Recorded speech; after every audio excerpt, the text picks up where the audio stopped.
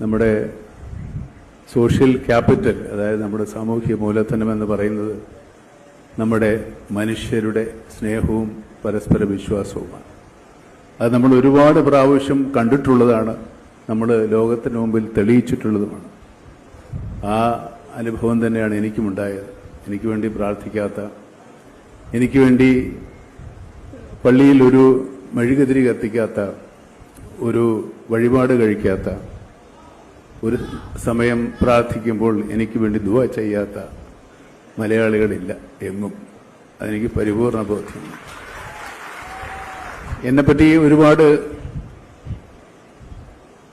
ആരോപണങ്ങളുണ്ട്. ഞാൻ തലക്കനമുള്ളവനാണ്, ഞാൻ അഹങ്കാരിയാണ്, ഗർവുള്ളവനാണ്, ക്ഷിപ്രകോപിയാണെന്നൊക്കെ ഈ പറഞ്ഞവരൊക്കെ കൂടിയും എനിക്ക് വേണ്ടി പ്രാർത്ഥിച്ചിട്ടുണ്ട്.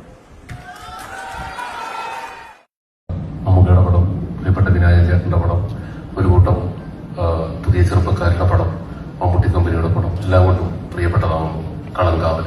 അപ്പൊ 5-ാം തീയതി ഒരു ഗംഭീര വിജയമാവട്ടെ ഈ ചിത്രം എന്ന് ആശംസിക്കുന്നു.